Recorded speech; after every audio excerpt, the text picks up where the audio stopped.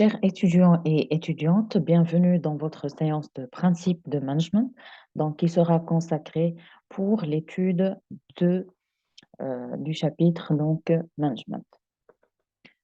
Alors, on va voir ensemble qu'est-ce que c'est que le management. On va faire un petit survol donc des aperçus des écoles de pensée et on va définir qu'est-ce que c'est que le manager, ses rôles, ses compétences, style et type. Ensuite, on va étudier ensemble le processus de management. Donc, tout d'abord, on commence par une petite introduction. On va prendre comme introduction l'exemple de construction des pyramides d'Égypte.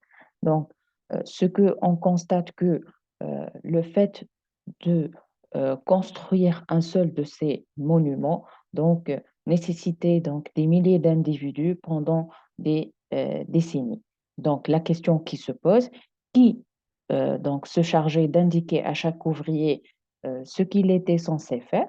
Et aussi qui s'assurait de l'existence d'un stock suffisant de pierres afin de prévoir, afin de prévenir toute interruption du chantier. Donc, on constate que même d'après la figure, qu'il y a donc des managers, qu'il y a des gens qui sont en train de tenir des plans, il y a des gens qui sont en train de contrôler et il y a donc des gens qui sont en train de diriger. Donc, ce genre de responsabilité incubée au manager. Donc, il y a des personnes qui sont en train de planifier le travail, d'autres qui sont chargés donc d'organiser la main-d'œuvre, d'autres qui géraient l'approvisionnement en matériaux et d'autres qui sont en train de diriger les ouvriers. Cet exemple montre que l'organisation des activités ainsi que la fonction managériale sont apparues bien avant la révolution industrielle. Depuis le XXe siècle, le management a commencé à faire l'objet d'une étude systématique, aussi à constituer un champ de connaissances propre à lui et à s'imposer enfin comme une discipline à part entière.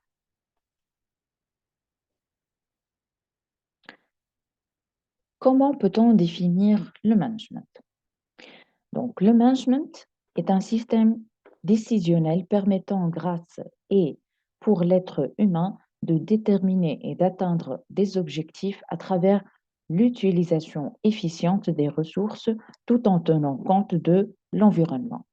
Donc, de cette définition, on peut, euh, on peut dégager quelques notions qui sont essentielles en management. Premièrement, le fait de prendre des décisions, le fait donc d'atteindre les objectifs et on parle d'efficience dans l'utilisation des ressources et on parle aussi donc de l'importance de l'environnement dans ce processus décisionnel. La deuxième façon avec laquelle on peut définir le management, donc c'est une science qui traite l'ensemble des domaines d'action dont la maîtrise est indispensable à la survie, à la progression et à la prospérité d'une organisation. Donc, le management ici est l'ensemble donc euh, des, euh, des techniques ou des pratiques qu'on peut appliquer dans toutes les fonctions au sein de l'entreprise afin donc de d'augmenter la possibilité de survie, le développement et le développement d'une entreprise. Ensuite, le management, donc, il a pour objet d'élaborer et de développer des concepts, des outils, des méthodes permettant une combinaison optimale des facteurs de production. Donc ici, on va parler de l'utilisation des facteurs et la combinaison, on va parler de la combinaison des ressources nécessaires pour produire.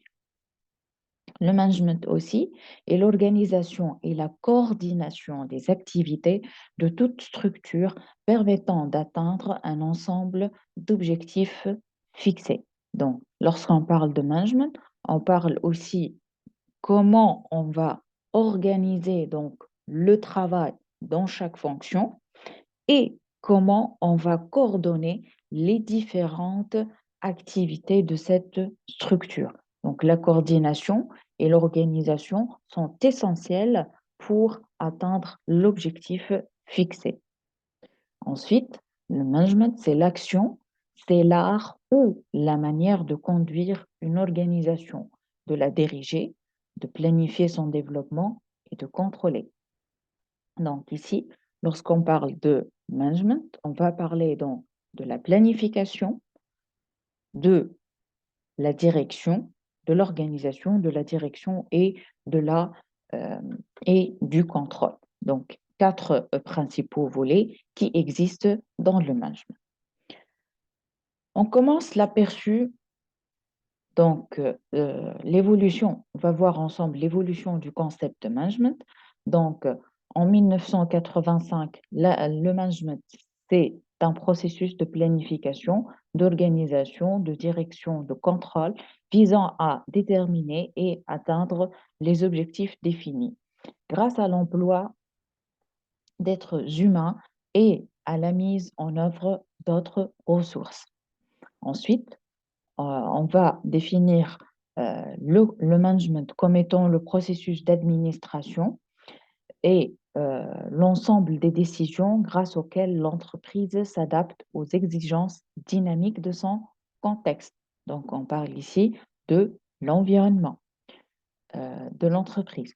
Ensuite, c'est l'élaboration des stratégies d'action qui résistent à des tensions internes et atteint des niveaux élevés d'efficience.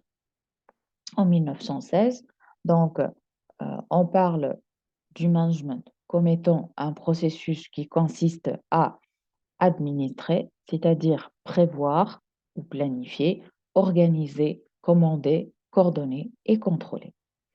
En 1992, donc, on parle de l'efficience dans l'accomplissement de l'activité et l'être humain est un partenaire ici dans cet accomplissement.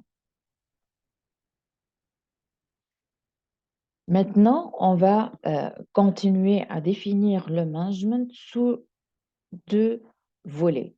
Le management comme étant, est-ce que c'est une science ou le management est un art? On va commencer par le management donc le management est une science. Donc, c'est un ensemble de connaissances systématiques, accumulées et reconnues, permettant de comprendre les vérités générales concernant la gestion. Donc, ici, c'est le management science, donc égale ce ensemble de connaissances. Ensuite, le management est un art, c'est le fait de diriger et savoir-faire, donc euh, non totalement codifiable. Donc ici, l'art de management, on parle donc du savoir-faire, comment on va diriger, la qualité de la direction. Donc, enfin, on va définir le management comme étant art et science, donc les deux à la fois. Donc, le management, il demande des qualités innées, intuitives, personnelles, plus un ensemble de connaissances théoriques. Donc, ici, le manager, il doit avant tout développer des qualités personnelles sans lesquelles le recours aux méthodes et outils de management risque fort de ne pas donner de grands résultats. Donc, il est essentiel que le manager, donc, euh, il a la combinaison correcte entre art, la façon avec laquelle donc il va diriger, des compétences personnelles que de nos jours on parle entre guillemets de soft skills, plus les connaissances théoriques. Donc, la lettre de manager, donc en mars 2000, définit le management comme étant. Donc, le management n'exige pas seulement du bon sens, d'accord, de l'expérience et diverses attitudes. Il demande que l'on ait un niveau suffisant de la maîtrise de plusieurs disciplines, la connaissance de diverses principes, la familiarité avec quelques théories et il demande un effort permanent pour entretenir et développer à tous les niveaux de l'entreprise un fuseau de compétences. Donc, ici, le management, il doit combiner de l'expérience, des aptitudes, des disciplines, des connaissances, des théories, plus qui seront développées donc, dans tout, dans tous les niveaux, ça veut dire dans toutes les fonctions de l'entreprise, on trouve des managers. Lorsqu'on parle de management, on parle aussi d'efficacité et efficience. Alors, la question qui se pose, qu'est-ce que c'est que le management efficace tout d'abord?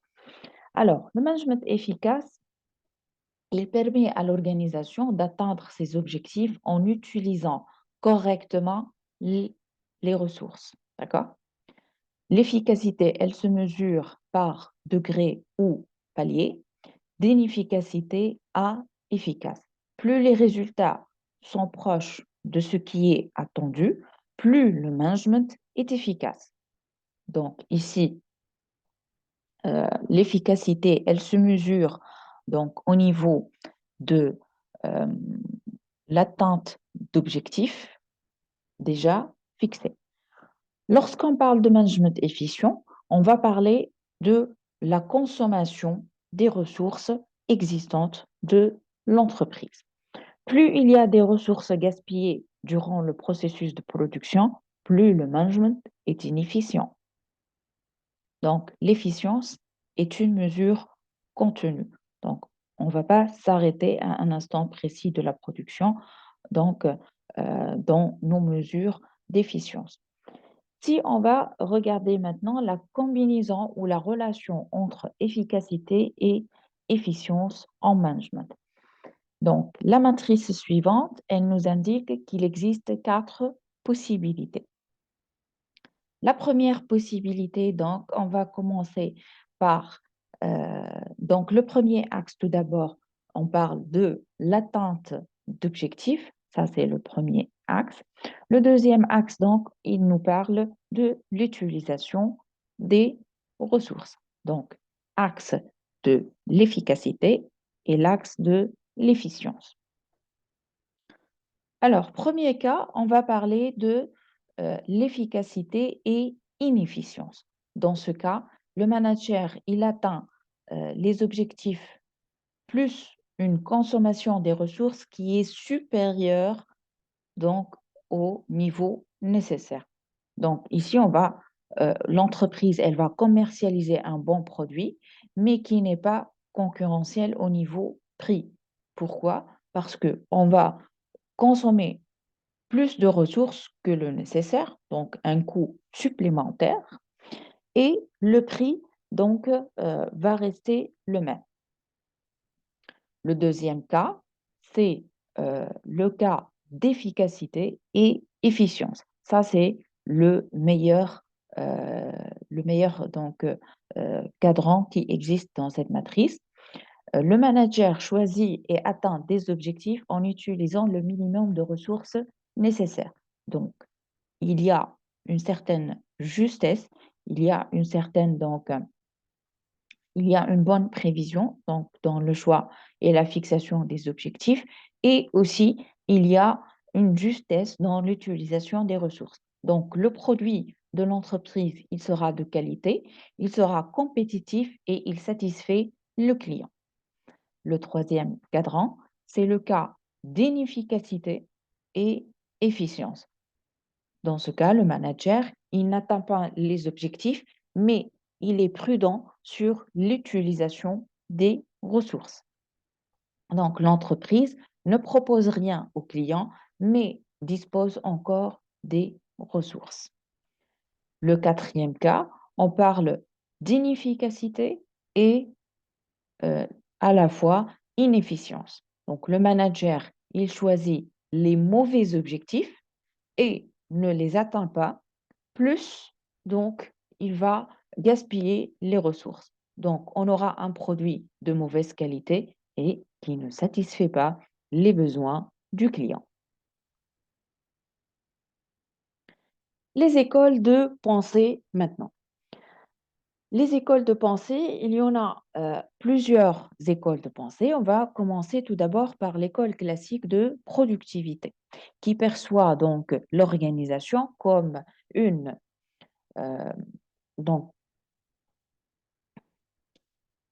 cette école, donc, elle perçoit l'organisation comme une machine et l'homme comme un pion. L'objectif, donc, de cette théorie de l'OST selon Taylor, c'est donc l'augmentation de la productivité. Les principes de l'OST, c'est l'étude des relations entre l'homme et la machine, l'étude des mouvements de l'ouvrier afin de savoir le geste le moins fatigant pour augmenter le rendement. C'est le fractionnement donc des tâches. On parle ici de la spécialisation.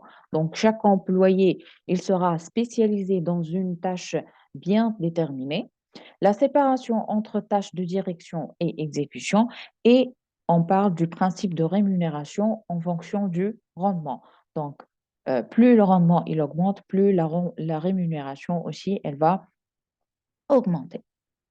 Les critiques donc de cette organisation OST, donc c'est la déshumanisation du travail, car on risque de créer un sentiment de lassitude chez le travailleur et même on peut le remplacer par une machine ou un robot. Parmi les critiques aussi, l'unique moyen de motiver l'employé, c'est l'argent. Donc, il y a un système une sorte de démotivation, donc, parce que les tâches, elles sont répétitives et monotones. Dans la même école, on trouve aussi donc Henri Fayol, donc, qui a essayé de valoriser donc, le rôle du dirigeant. Donc, on a une fonction administrative donc, qui s'applique à tous les niveaux hiérarchiques de l'organisation. Donc, il y a 4 compétences d'administration, la planification, l'organisation, la direction et le contrôle. Donc, l'apport de euh, Henri Fayol était le fait de pouvoir planifier et le manager doit être un leader pour commander. Selon Max Weber aussi, dans la même école de pensée, donc les intérêts étaient différents selon la forme de pouvoir et la relation d'autorité. Donc ici, on va rentrer dans la structure de l'organisation. On parle de l'organigramme. Donc, il a distingué 3 types d'autorité. L'autorité charismatique qui repose sur les qualités personnelles du dirigeant, perçue comme héros, et l'autorité traditionnelle fondée sur le statut social, et aussi l'autorité bureaucratique basée sur les règles précises et des formalités euh, déterminantes donc du détenteur du pouvoir. Parmi ces caractéristiques, il y a une stricte définition des objectifs, des responsabilités de chaque employé. On note donc la naissance des structures hiérarchiques qui contrôlent tout un système de procédures. Donc, la coordination, elle se fait selon l'hiérarchie et les postes, elles sont accordés selon les qualifications. Parmi les limites, donc, on note la résistance forte au changement et rigidité de réponse à l'environnement. Et euh, les individus ont accès sur le formel que sur la réalisation des objectifs et le respect des règlements. La deuxième école de pensée, c'est l'école des relations humaines. Donc, euh, ces auteurs, ils ont parlé du besoin de motivation. Donc, le besoin de motivation et l'implication des individus au travail. Donc, on va parler du centre d'intérêt. Est-ce qu'on parle de la motivation individuelle ou la motivation des groupes? Et un contexte de prise en compte des besoins physiologiques de l'employé. Donc, euh, le premier donc, auteur, c'est Mayo. Donc, il parlait des relations humaines sont plus importantes pour augmenter la productivité que les conditions physiques et matérielles. Selon lui, le sentiment d'appartenance, de cohésion au groupe insiste incite l'employé à suivre les normes du groupe. Donc, selon Mayo, l'appartenance et le travail en groupe, c'est un moyen de motiver plus euh, le, l'employé. Selon Maslow, donc, il parle de la motivation, donc, selon cette pyramide-là. Donc, la motivation de l'employé se situe au niveau du besoin non satisfait. Un besoin satisfait n'est plus source de motivation. Donc, par exemple, si le besoin physiologique, donc, il est déjà satisfait. Donc, pour l'employé, on va essayer de satisfaire le besoin de sécurité et donc vice-versa.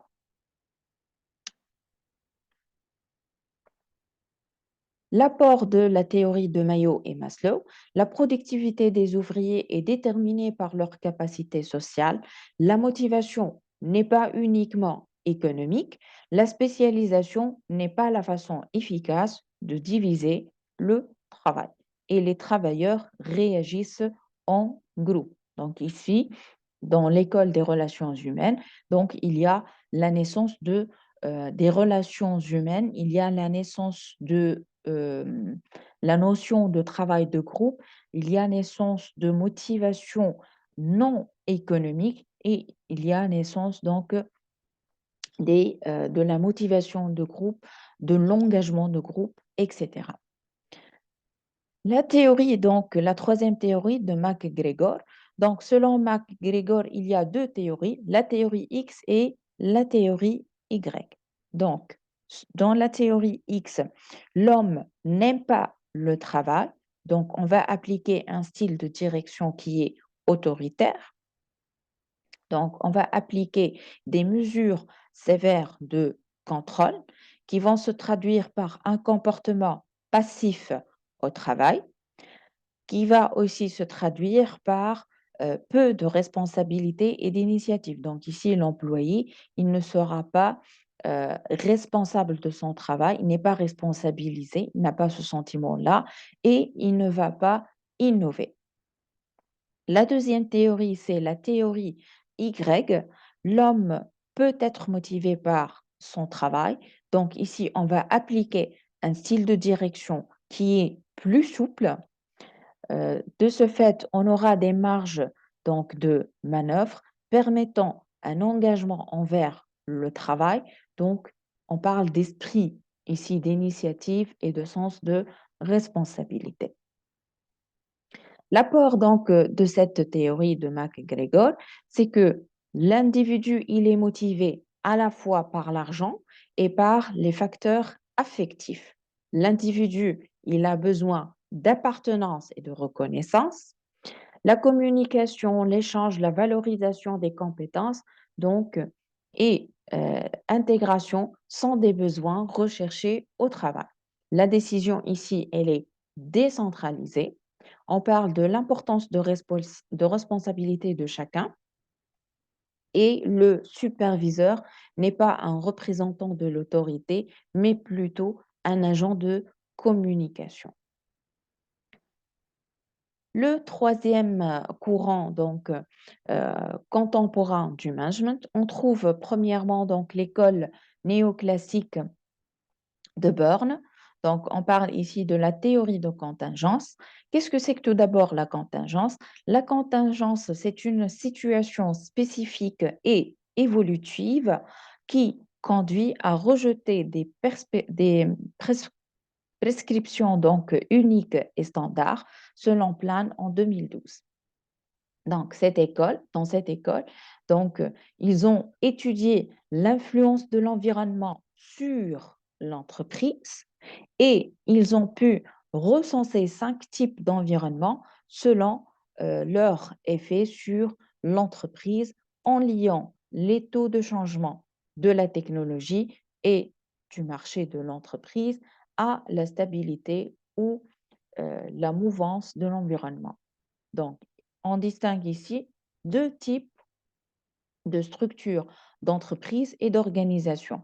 Premièrement, lorsqu'on parle d'un environnement stable, donc on va parler d'une structure qui est mécanique.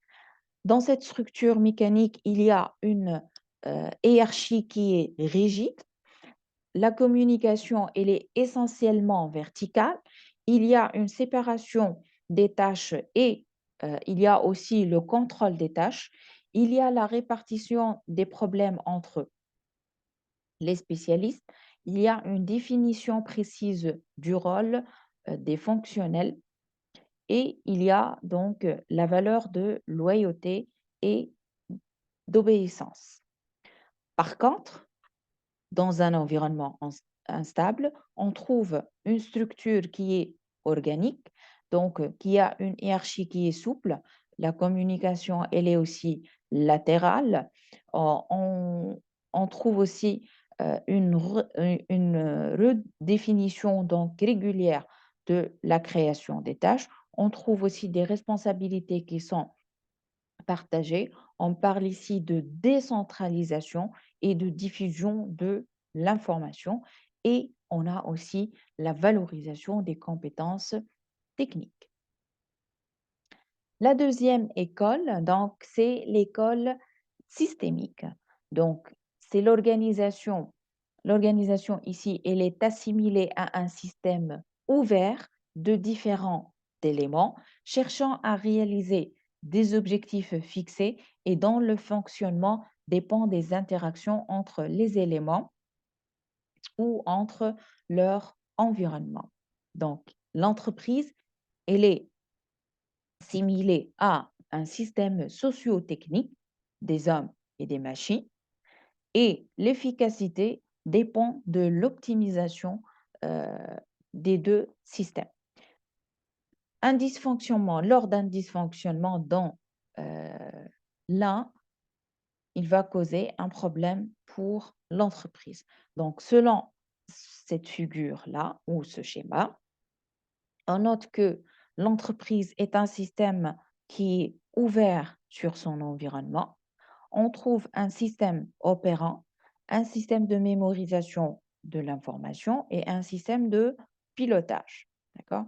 Donc, ces trois systèmes, ils vont communiquer entre eux, d'accord, pour pouvoir garder un bon fonctionnement de l'entreprise. On passe ensuite à l'étude de manager. Donc, on va définir qu'est-ce que c'est que le manager tout d'abord. Le manager est un cadre qui conduit une équipe, qui définit les méthodes et les priorités qui permettront d'atteindre les objectifs de l'entreprise. Donc, c'est un cadre, c'est une personne, c'est une compétence qui va diriger, qui va définir les priorités pour atteindre les objectifs fixés par les stratèges. Ensuite, le manager, il a la garantie d'une équipe efficace et que chaque membre donne le meilleur de lui-même. Ici, on va entrer dans la sphère de l'efficacité et la sphère aussi du côté compétences relationnelles du manager. Donc ici, il va garder une équipe qui est motivée, qui est efficace et non seulement il va se concentrer sur l'équipe, mais il va aussi se concentrer sur chaque membre de cette équipe. On trouve aussi que le manager, il doit combiner des compétences relationnelles et des connaissances techniques et maîtriser les normes de planification, d'organisation, de direction et de contrôle qui ne sont que donc le processus de management PO-DC. Donc ici, le manager, il doit avoir les compétences relationnelles, soft skills, et aussi les connaissances techniques. Quels sont maintenant les rôles du manager? Selon Mintzberg, donc, il existe 10 rôles du manager. Le premier volet, donc les rôles, on va parler des rôles de relations interpersonnelles. On parle donc premièrement d'un symbole. Donc, le leader, donc, il doit accomplir des obligations de nature légale ou cérémoniale. Donc, il peut participer à des conférences, à des cérémonies. Donc, ici, c'est une figure de l'entreprise. Ensuite, le manager, donc, est un leader. C'est une personne qui guide toutes les activités des subordonnés et les motive. Ensuite, le manager aussi, il a un rôle d'agent de liaison.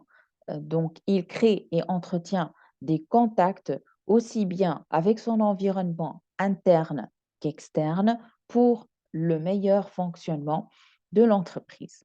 On passe au rôle informationnel. Donc, premièrement, le manager a un rôle d'observateur affectif.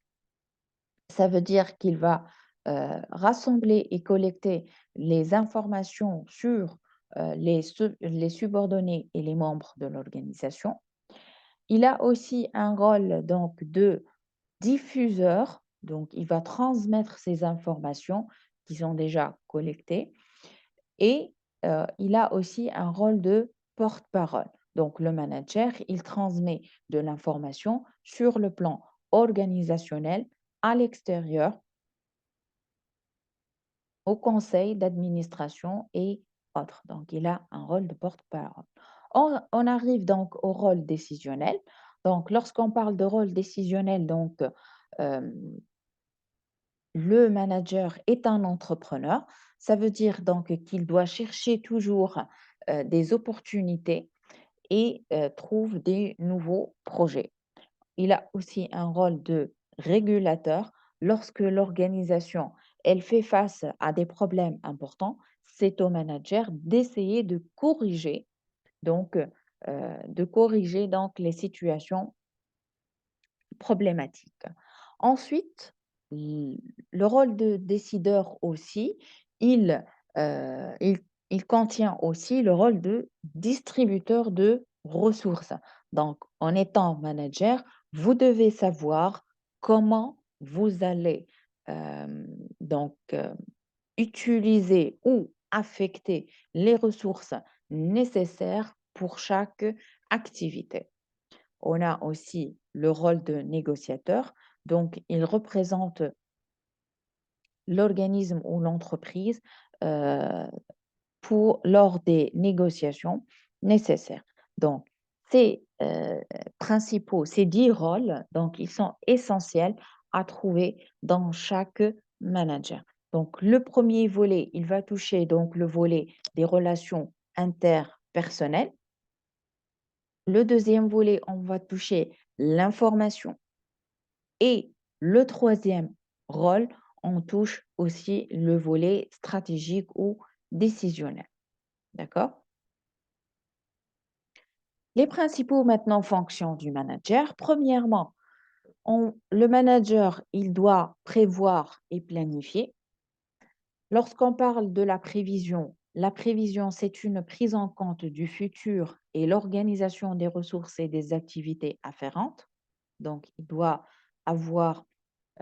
être visionnaire en quelque sorte et il doit savoir comment il va planifier. La planification, c'est le processus de sélection des actions à mener pour atteindre les objectifs fixés. Donc, comment il va procéder pour réaliser donc ces objectifs. On parle ici, on va qualifier la bonne planification. Elle nécessite de la continuité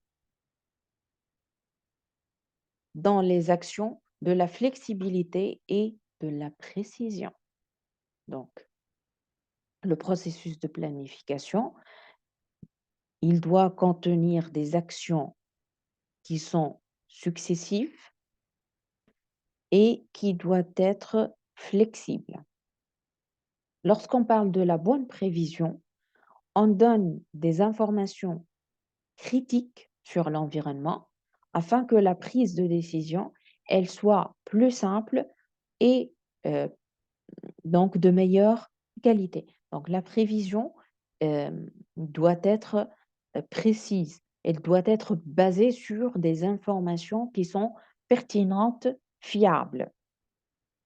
Donc, prévision et planification sont des activités essentielles dans l'entreprise, que ce soit, peu importe sa taille et son secteur d'activité. On passe à la deuxième fonction. Donc, c'est la fonction d'organiser. Donc, le manager ici, il va s'assurer que l'entreprise dispose des ressources nécessaires pour satisfaire les besoins. Donc, il a une mission de créer, entretenir des relations de travail satisfaisantes entre les employés et les encourager à collaborer et les aider à atteindre leurs objectifs. Donc, ici, lorsqu'on parle d'une mission du manager, donc on va entrer dans la dimension des relations humaines, on va entrer dans sa relation avec les différents employés. Ensuite, lorsqu'on parle aussi d'organisation, on va parler de développement d'une ligne hiérarchique, on parle d'autorité et de répartition des responsabilités. On va faire, le manager, il va organiser donc l'autorité. Qui va détenir l'autorité dans ce projet-là ou dans une tâche bien déterminée. On comprend les moyens de motivation pour assurer la coordination des activités et la réalisation des objectifs. Le fait d'organiser aussi, on va parler aussi de la motivation. La motivation, elle est essentielle pour garder une équipe qui sait comment coordonner entre elles. Donc, il y a une bonne communication au sein de cette équipe et qui va donc favoriser la réalisation des objectifs. La troisième fonction donc du manager, c'est la fonction de la direction ou le fait d'être un leader. La direction, donc, c'est le fait de savoir prendre des décisions et les communiquer à ses collègues. Le fait d'être un manager leader, c'est être capable de communiquer une vision euh, donc, pour les employés et de savoir ce que l'on attend d'eux. Donc, en étant un leader, on est visionnaire. Donc, on a une vision à long terme. Donc, on va essayer de communiquer cette vision aux employés afin qu'ils soient donc euh, qu'ils connaissent qu'est-ce qu'on attend d'eux, euh, quel est précisément l'objectif essentiel et qu'est-ce qu'ils doivent faire afin d'atteindre cette vision ou l'objectif fixé par ce leader. Un bon leadership, donc, est une bonne direction donc, qui se trouve dans la motivation et la fidélisation des employés envers l'entreprise. Donc, en étant un bon leader, donc tout d'abord, on doit avoir une bonne direction. On va savoir comment on va diriger cette équipe-là. Plus, on va travailler sur le volet de la motivation et de la fidélisation des employés. Lorsqu'on parle de diriger, donc c'est le fait de savoir planifier les difficultés, ensuite savoir comment on va rassurer les employés durant les périodes de turbulence. Donc, l'entreprise, elle passe certainement par des situations qui peuvent être euh, qualifiées d'instables ou des situations qui sont nouvelles pour les employés. Donc ici, en étant dirigeant, vous devez savoir comment vous allez rassurer donc ces employés. Lorsqu'on parle de la fonction coordination, donc le manager, il doit assurer les activités et les exécuter au bon moment et aux bons endroits sans affecter négativement le fonctionnement des autres des autres donc, départements de l'entreprise. Donc, lorsqu'on parle de coordination, on parle de la nécessité des flux d'informations qui sont précis. Donc, et ce flux d'informations, il va passer à tous les niveaux hiérarchiques. Donc, ici, on parle de la communication de l'information, le partage de l'information. La coordination aussi montre la compétence du manager à concevoir le planning de tous les collaborateurs afin de mettre en œuvre l'ensemble des capacités de production et d'innovation de l'entreprise. Donc ici, être un manager qui sait coordonner, ici c'est une compétence. Donc, savoir coordonner plusieurs employés, coordonner plusieurs activités à la fois, donc pour permettre une production et une innovation pour cette entreprise. La dernière fonction du manager, c'est contrôler. Donc, la fonction contrôler, elle est essentielle et primordiale. Donc, elle consiste à mesurer donc l'activité de l'entreprise en termes de performance basée sur les écarts par rapport aux objectifs déjà fixés. Donc, lors de la fonction de contrôle, le manager, il va prendre des mesures sur ce qui a été donc réalisé et ce qui a été prévu ou fixé d'avance. Le fait de contrôler, donc, c'est le fait, donc, s'accompagne de mesures afin de corriger les écarts et de reprendre une trajectoire conforme aux attentes. Donc, lorsque on va contrôler, on va prendre des mesures et on va essayer de corriger s'il y a un écart entre ce qui a été fixé et ce qui a été réalisé. On doit trouver donc des mesures correctives pour donc réguler la situation. Donc, la fonction contrôle, elle concerne tous les niveaux de l'entreprise. Donc, lorsqu'on parle de donc, que ce soit on parle d'individus ou d'équipes ou des différents départements. Et les formes de contrôle, elles varient fortement en fonction de l'activité mesurée. Donc, les fonctions de manager, elles sont essentielles et elles doivent être effectuées correctement pour euh, garder, euh, pour garder un, un bon, euh, une bonne maîtrise donc, de la fonction du management afin donc d'atteindre les objectifs qui sont fixés tout en gardant l'œil sur la motivation des employés et sur leur développement et engagement dans l'entreprise. Les types de managers, on va parler ensuite des types de managers, les compétences requises et les différents niveaux de management. Selon donc cette pyramide, donc on distingue l'existence de trois principaux types de managers. Le premier type de manager sont les managers opérationnels. Donc, c'est le premier niveau, donc qui a besoin de compétences techniques. Et ensuite, on va trouver les middle managers, donc qui ont besoin des compétences à la fois humaines et intellectuelles. Et ensuite, on va trouver les top managers ou les cadres dirigeants et qui ont besoin de compétences conceptuelles. Alors, on va étudier donc chaque manager, donc qu'est-ce qu'il doit réaliser dans son travail. D'accord? Alors, on va commencer par les managers opérationnels. Donc, ils sont responsables des opérations à court terme de l'organisation. Ils supervisent les collaborateurs affectés à la production des biens et services. Ils communiquent les informations stratégiques vers leurs supérieurs.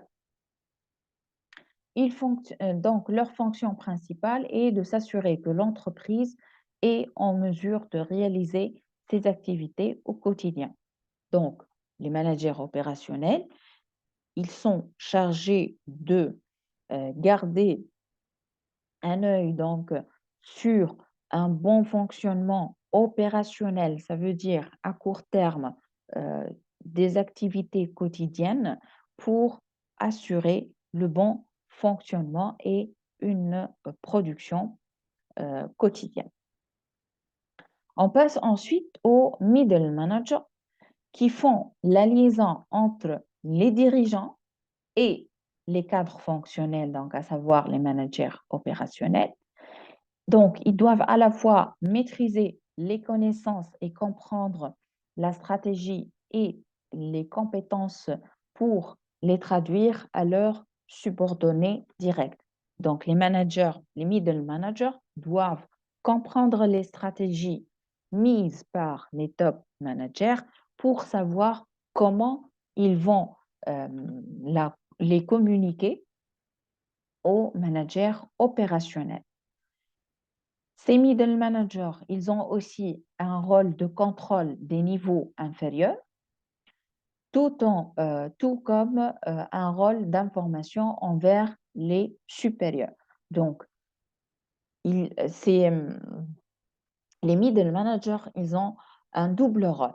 Le premier rôle, donc, c'est le contrôle des managers opérationnels au niveau d'allocation des ressources et ils ont aussi donc un rôle envers donc ses supérieurs hiérarchiques donc sur la communication d'informations sur le niveau donc opérationnel. On trouve ensuite les top managers qui ont des compétences conceptuelles, qui décident des objectifs à long terme de l'entreprise. Donc, ils sont responsables sur la fixation des objectifs, des stratégies de l'entreprise. Ils vont ensuite formuler les stratégies essentielles donc, pour atteindre l'objectif. Ils sont responsables de la performance de l'entreprise, de l'ensemble donc, de l'organisation et de la performance de chaque département. Donc ça, ce sont les types des managers donc, et les compétences requises et les différents niveaux de manager. Donc, on trouve des managers opérationnels qui sont chargés des opérations quotidiennes et du bon fonctionnement, du bon fonctionnement de l'entreprise. Ensuite, on trouve les middle managers donc, qui ont un rôle donc, de contrôle sur les managers opérationnels et un rôle informationnel donc avec les top managers et qui doivent avoir donc des compétences humaines et intellectuelles. On trouve ensuite les top managers qui ont un rôle de fixation d'objectifs et de stratégies essentielles et qui doivent avoir essentiellement des compétences conceptuelles. Alors, les compétences essentielles d'un manager. Donc, un manager, il doit premièrement avoir des compétences et des connaissances analytiques. Donc, ce sont les habiletés d'analyse et de diagnostic nécessaires pour détecter et lier les causes et leurs conséquences. Les compétences analytiques plus l'expérience sur les terrains. Donc, si on va les combiner les deux, donc ils vont nous donner des compétences qui sont distinctes. Donc, ils vont euh, qualifier plus ce manager. Les compétences donc analytiques ou ces connaissances, ils vont être enrichis par la faculté à formuler des questions, par l'esprit critique et la mise en cause, la mise, pardon, et la remise en cause des certitudes. Donc ici, ces compétences analytiques, c'est le fait d'avoir des connaissances, euh, des connaissances du terrain, de l'expérience dans le terrain, avoir de l'esprit critique. Donc ça, ce sont les compétences et les connaissances analytiques. Ensuite, on trouve les connaissances, les compétences, pardon, techniques, où le manager, il doit avoir des connaissances techniques. Ces connaissances, donc, ils sont liées à son secteur d'activité. Ils sont nécessaires pour gagner le respect des collaborateurs. On ne peut pas avoir un manager qui, par exemple, n'a pas la connaissance sur le bon fonctionnement, par exemple, d'un circuit de production au sein d'une usine, comment les machines ils fonctionnent. Donc, on ne peut pas, euh, c'est c'est essentiel pour que les collaborateurs peuvent respecter donc ce manager-là. Les compétences techniques, elles varient aussi d'un pays à un autre. Par exemple, elles sont primordiales en Allemagne, mais juste importantes en France, où un bon manager, il doit d'abord détenir d'autres compétences relationnelles. Donc, l'importance des compétences techniques varie selon les pays. Le troisième type de compétences, ce sont les compétences humaines que de nos jours, on les appelle les soft skills, qui sont nécessaires pour comprendre, conduire, contrôler le comportement des individus. Ici, donc, on trouve euh, quelques, quelques activités donc, nécessaires, euh, quelques fonctions plus précisément euh, du manager, c'est le fait de conduire et contrôler les comportements. Donc, c'est la capacité du manager à interagir avec les collègues supérieurs, subordonnés, partenaires et concurrents. Elle contient aussi la nécessité pour mener à bien les rôles interpersonnels, déjà vus, pour motiver les collaborateurs et mettre en place les innovations qui euh, permettraient à tout de progresser et d'obtenir de meilleures performances globales. Les compétences humaines, elles sont essentielles pour établir des relations avec d'autres entreprises et avoir un réseau professionnel.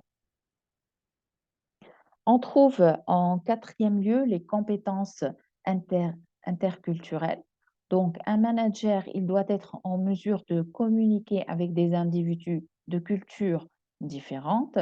Il doit y avoir donc une connaissance des codes de cette culture. Donc, on va utiliser ou vous allez comprendre plus l'importance de ces compétences interculturelles lorsqu'on va étudier ensemble euh, le management à l'international. Donc, ça, c'est une compétence essentielle. D'accord? Le manager, donc, il pourra former donc, des équipes multiculturelles au sein de l'entreprise, négocier avec des fournisseurs étrangers ou collaborer avec d'autres managers sur plusieurs continents. Le manager, il doit prendre en compte les différences culturelles et religieuses de ses collaborateurs. Donc, l'étude, ici on parle de la compréhension et l'étude des coutumes de la culture d'autres pays. Ici, on va faire un petit sondage pour que vous puissiez euh, comprendre plus les fonctions managériales. Donc, vous allez lire ces 13 donc, soi-disant affirmations et vous allez les noter de 1 jusqu'à 5 chacune.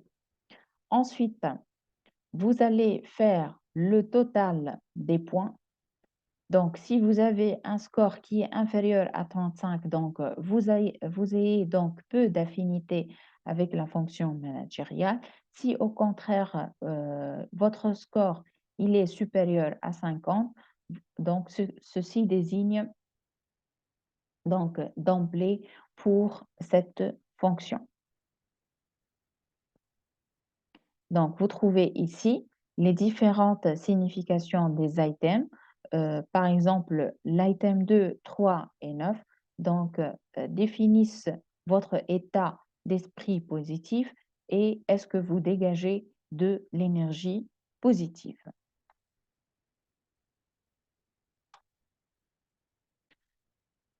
Donc, après ce sondage, on va parler de définition managériale, des dimensions, pardon, managériales.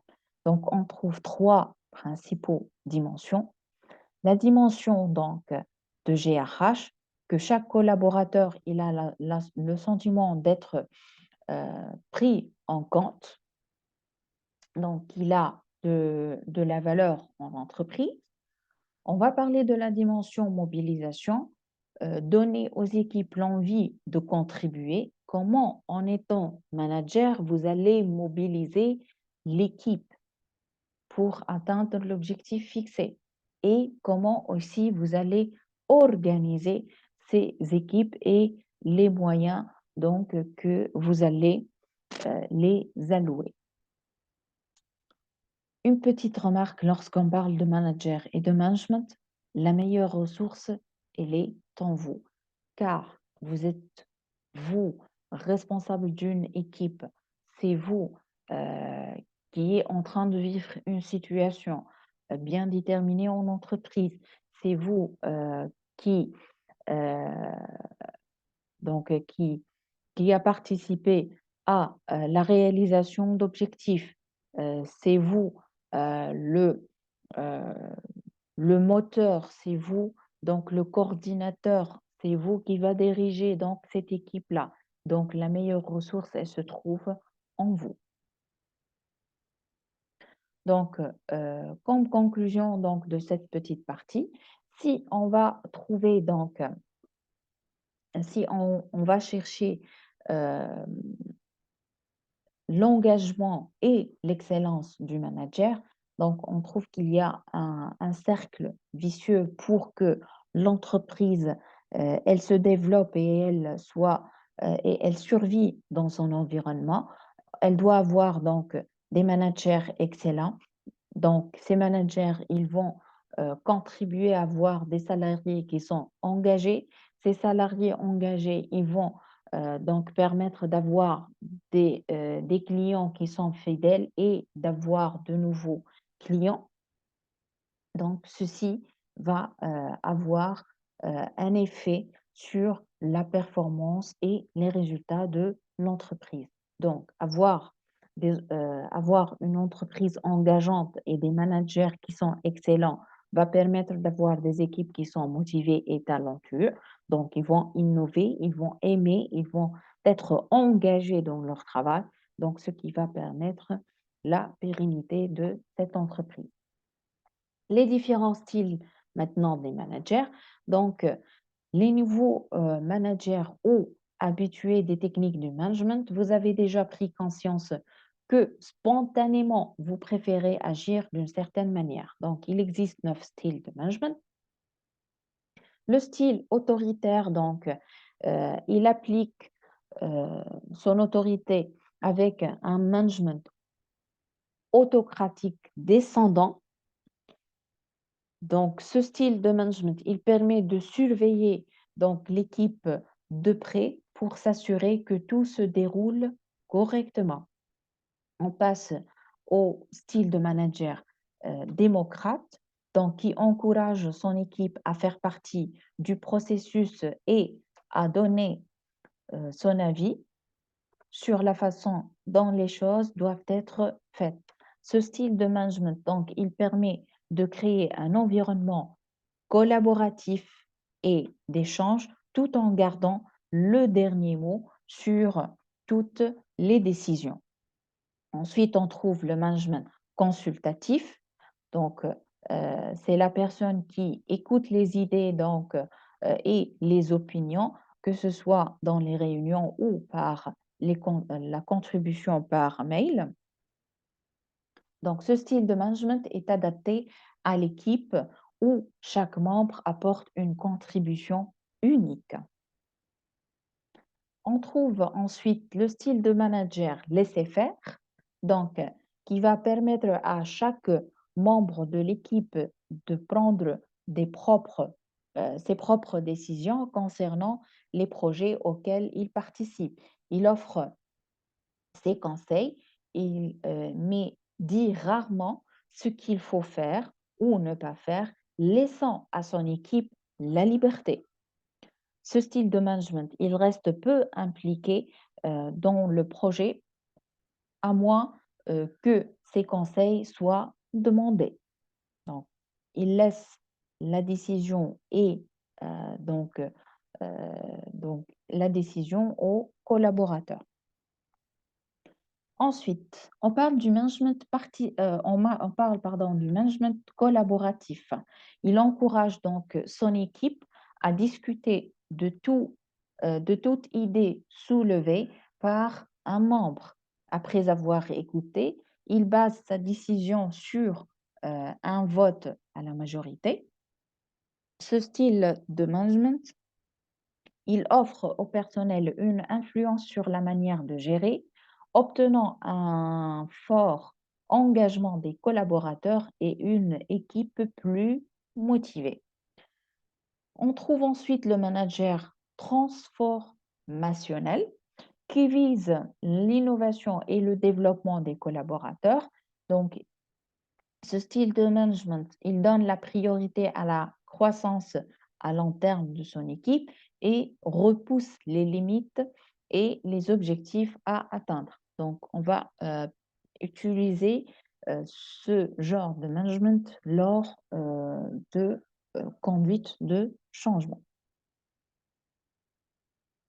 On trouve le manager aussi coach qui considère son équipe comme un groupe de sportifs, donc qui doit les amener donc à une victoire.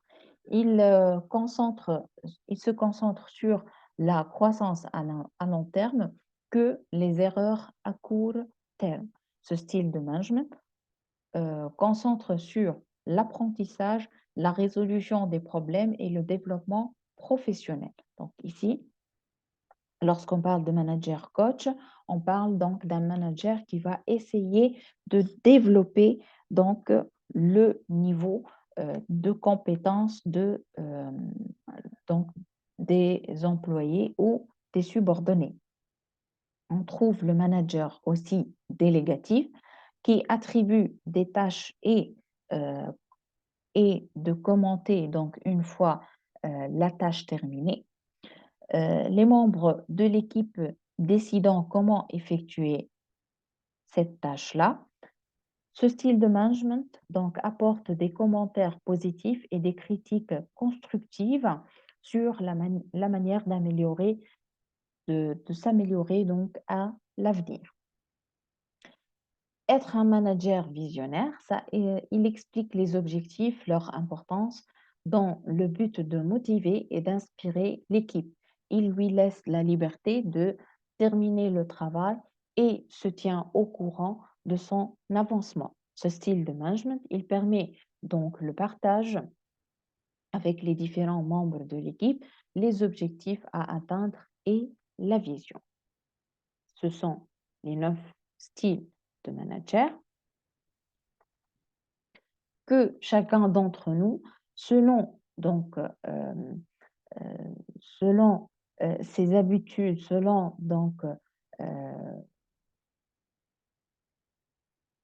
sa conscience, comment il agit, donc il peut détecter quel est son style de management. On passe ensuite au processus de management. On va étudier maintenant le processus PODC. Le processus de management, il est composé donc de 4 étapes. La première étape, donc la planification et la prise de décision. on va déterminer les pistes d'action. Deuxièmement, on va coordonner les activités et les ressources. Ensuite, on va gérer, motiver et diriger les gens, donc diriger donc, les employés. Et enfin, on va procéder au contrôle et l'évaluation des activités. Donc, tout d'abord, on va commencer par la planification. Donc, c'est quoi la planification? Elle permet donc d'anticiper et de préparer les actions à entreprendre dans l'avenir. Donc, planifier, c'est déterminer l'action, décider de on fait quoi, quand et comment, et combien, pardon. On va établir les objectifs et définir les stratégies. Nous allons aussi identifier les indicateurs et prévoir les moyens comme les politiques. Lorsqu'on parle de planification, donc, on parle d'un diagnostic qui tient une place primordiale dans le processus de planification. On parle du fait de rechercher les causes et les conséquences des situations. On va aussi envisager et évaluer les différentes alternatives possibles. Nous allons aussi définir l'ensemble des étapes permettant d'atteindre l'objectif fixé. Nous allons aussi euh, prendre des décisions. D'accord? La prise de décision lors de la planification, il faut construire un plan. On parle de processus de planification. Ce processus de planification, il comporte trois principaux étapes. On va parler premièrement de la formulation du plan stratégique. Donc, nous allons définir les grandes lignes directives euh, à long terme, en termes de moyens et de durée. Donc, on va trouver différentes stratégies. Ensuite, on va parler de l'établissement des plans opérationnels qui définissent quoi? Qui définissent l'action quotidienne à moyen et à court terme de chaque membre de l'organisation. Donc ici, on parle donc des middle,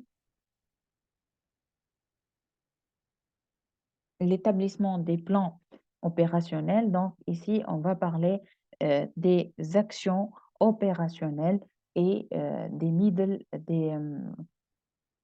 des activités du middle manager.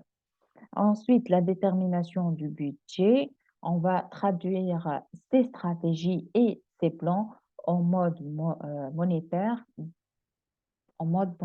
pour pouvoir programmer les activités. Donc, ici, un petit mind map qui permet donc de résumer donc, le processus de planification qui contient donc ici l'étude de l'environnement et donc comment on va planifier les outils et les techniques de planification à long terme. On parle de politique, programme, procédure, horaire et budget. On passe à la phase de l'organisation. À la phase de l'organisation, donc c'est la partie la plus visible de management. Elle permet de définir les tâches à accomplir, de les regrouper et d'établir des liens de subordination, de coopération et d'information. Donc, organiser, c'est le fait donc de structurer l'action. Donc, on va décider qui fait quoi, où et comment. Définir les fonctions, les tâches et les responsabilités. Lorsqu'on parle de l'organisation, donc on parle de la partie visible du management qui permet de définir les tâches à accomplir, de les regrouper et établir les liens de subordination, de coopération et d'information. Lorsqu'on parle des formes d'organisation, elles sont diverses. Donc, un point commun de division de travail, les points de diversification, le degré de délégation, degré de décentralisation, les moyens de coordination et les nombres d'unités opérationnelles et fonctionnelles. Alors, si on parle donc des formes d'organisation, on trouve donc l'organisation euh, fonctionnelle, donc staff et line. Donc, si on parle euh, de ce type d'organisation, c'est une ligne qui dispose donc d'unités générales, de pouvoir de commandement, une autre, euh, une autre d'autorité dans la spécialité, c'est le pouvoir de conseil. Donc, on trouve deux. L'une, donc, elle a un pouvoir de commandement. La deuxième, elle a un rôle ou le pouvoir de conseil. Concernant donc le staff, la ligne staff, donc ce sont des décideurs, des opérationnels de l'unité, avoir une unité de commandement qui est très nette. Lorsqu'on parle de line, donc elle est formée des fonctionnels qui étudient, proposent, suggèrent, mais qui ne décident pas. On parle aussi de l'organisation matricielle qui apporte le principe de dualité de commandement. Euh, le personnel a deux supérieurs hiérarchiques en même temps. Donc, le choix ici, quelque chose qui est très important, c'est le choix d'une structure pour une organisation reste délicat car il dépendra d'une multitude de facteurs, orientation homme, les hommes en présence, les sites de direction, culture de l'entreprise et environnement. Un autre mind map qui résume donc l'organisation des ressources humaines. Donc, on trouve les relations hiérarchiques de conseil ou fonctionnelles. On trouve les structures d'entreprise, donc les cadres supérieurs, les cadres intermédiaires et les cadres de terrain. On trouve aussi l'organisation en termes de responsabilité, finance par exemple, marketing et comptabilité. On passe à donc, la composante de direction. La direction, donc, elle a un but d'animer les hommes donc, et les femmes donc, qui planifient, organisent et contrôlent afin de donner vie à l'organisation. Donc, dans cette direction, on va parler de, premièrement, la motivation selon la théorie OST, la théorie de Maslow et les deux facteurs de Heisenberg. Et le pouvoir, on va parler, lorsqu'on est en train de diriger, on parle de pouvoir. Donc, c'est la faculté d'un individu ou d'un groupe d'individus de faire à d'autres quelque chose qu'ils n'auraient pas fait de leurs propres initiatives. Cette relation n'est pas à un sens unique et de ce fait, elle engage la notion de négociation. Ensuite, on trouve que la direction, elle doit garder un œil donc sur le facteur de conflit.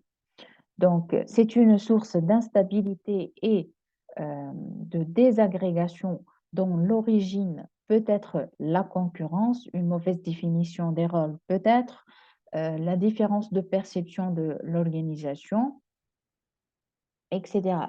Donc, ici, euh, les, en étant euh, en étant dans l'équipe de direction, on doit garder l'œil donc sur les différentes possibilités de naissance de conflits. On parle des sources de conflits en entreprise qui vont donc ici euh, qui vont impacter donc négativement le fonctionnement de l'entreprise. Donc ici, le manager, qu'est-ce qu'il doit faire? Il doit minimiser les effets des conflits en détectant rapidement les sources, en engageant donc des remédiations. Donc toutefois, le conflit peut être recherché pour la stimulation qu'il procure.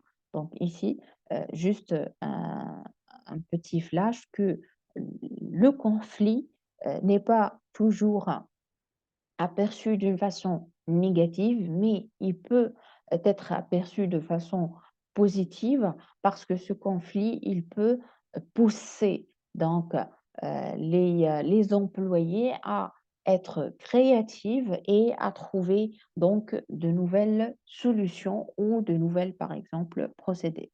D'accord? Lorsqu'on parle de direction aussi, on parle de commandement. Donc, on parle de la relation entre, entre le dirigeant et ses subordonnés. On parle aussi du changement qui est un élément important du management, car il a pour but de modifier les croyances, les attitudes, les structures. Donc, le manager, il doit favoriser en impliquant les membres de l'organisation afin d'éviter les blocages. Lorsqu'on parle de la direction, on va parler que cette direction-là, elle doit penser à apporter des changements au sein de l'entreprise, mais elle doit tout d'abord savoir comment elle va elle va instaurer ce changement-là. Pour cela, elle doit créer ce qu'on appelle des croyances, des attitudes. On parle ici de l'esprit de changement ou de culture de changement.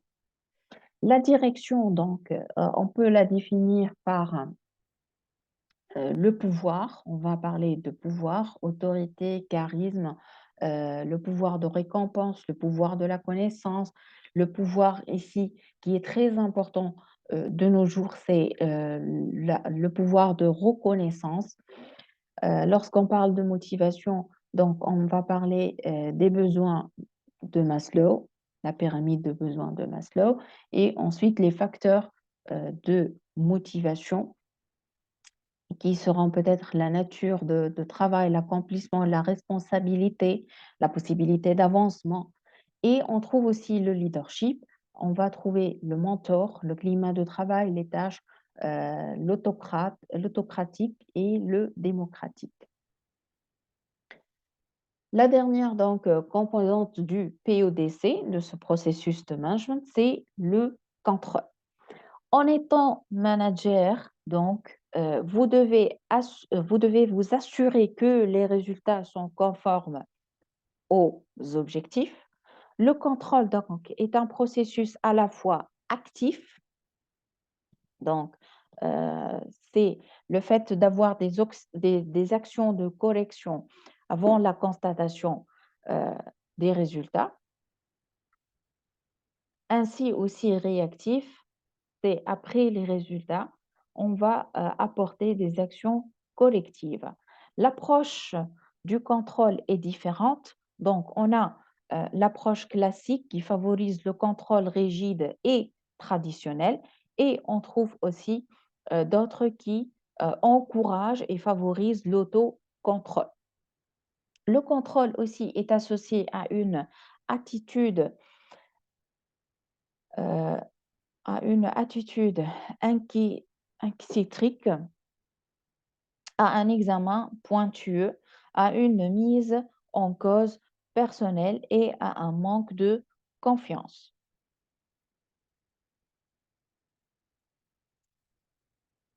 Donc, le contrôle, il passe par, premièrement, la fixation des standards. Nous devons déterminer en étant comme manager les éléments références auxquels on peut comparer les résultats. Donc ici, on va mettre ce qu'on appelle des standards. Ensuite, on va mesurer et communiquer le résultat. Donc, les techniques quantitatives de gestion permettant de mesurer les résultats, la communication, elle vise à favoriser l'information des acteurs concernés par ces données. Ensuite, on trouve les actions correctives. On va modifier l'objectif, le renforcement d'un résultat. Alors, ces différentes étapes doivent être précises, doivent être prises rapidement et prendre en compte l'ensemble des éléments qui influencent le résultat. La typologie de contrôle, donc, on trouve euh, trois modes de contrôle. Premièrement, on a le contrôle anticipé. Les résultats sont prédits et une action collective est mise en œuvre avant que l'opération ne soit terminée. On trouve donc un contrôle de tout ou rien, donc où l'opération n'est accomplie qu'après être passée avec succès au travers d'un processus de filtrage. On trouve aussi le contrôle a posteriori. Donc, les résultats sont comparés au standard une fois que la tâche a été accomplie totalement. Les avantages du contrôle. Donc, premièrement, reconnaître le travail et la personne. Deuxièmement, mieux connaître ses collaborateurs, s'adapter au style de management, construire une relation de confiance donc avec l'équipe. Les collaborateurs donc construisent leurs points de repère sur ce que l'entreprise attend d'eux. Savoir si ce qui a été fixé donc a été atteint et le contrôle aussi, c'est un moyen de motivation. On va parler maintenant des risques lors des risques de contrôle. Le risque, premièrement, de ne pas contrôler. Donc, par manque de temps d'organisation ou par habitude de laisser faire ou par excès de confiance ou par peur de sortir aux collaborateurs, donc on va créer un conflit ou par mauvaise définition des points de contrôle. Donc ici, le manager, euh, il doit savoir préciser les points auxquels il doit faire le contrôle. Les risques de ne pas contrôler ou les risques pardon, de mal contrôler maintenant, c'est réaliser un contrôle trop pointilleux pour un collaborateur euh, en qui on a confiance et qui est compétent. Ensuite, mal contrôlé aussi, c'est réaliser un contrôle trop superficiel pour un collaborateur qui n'a pas un niveau de compétence suffisant. Ici, vous devez faire attention lorsque on connaît que l'employé n'a pas les compétences nécessaires, donc on doit effectuer un contrôle qui est un peu plus poussé. D'accord? Réaliser aussi, mal contrôler, c'est réaliser aussi un contrôle sans avoir prévu le collaborateur des modalités de contrôle. La phase de contrôle, donc dans le processus de management, donc on va faire une comparaison avec les prévisions et le calcul des écarts. On va donc élaborer donc les tableaux de bord et avoir les différents types de contrôle. Donc, d'ici, donc, nous avons survolé ensemble donc, le processus de management. Nous avons étudié ensemble les styles, les types donc, de managers. On a défini donc le management, c'est quoi? Euh, Plus précisément en termes d'efficacité, efficience, ça c'est très important pour un manager. Comprendre si le management c'est un science ou art. Donc, nous avons conclu que le management donc fait la combinaison entre art et science. On a vu ensemble les différentes compétences essentielles. Donc, on a parlé des 4 compétences, à savoir l'interculturel, soft skills humaines, techniques, connaissances analytiques. Les différents types de managers, donc on a les managers opérationnels, les middle managers, pardon, les top managers, les différentes fonctions, les rôles, les différents rôles du manager. Donc, l'aperçu, donc on a fait un petit aperçu sur les écoles de pensée. J'espère donc que vous avez bien assimilé donc toutes les informations dans cette première partie de ce chapitre management et on se trouve dans les prochaines séances et veuillez préparer donc vos questions avant la séance de panel de discussion. Merci à vous et à la prochaine.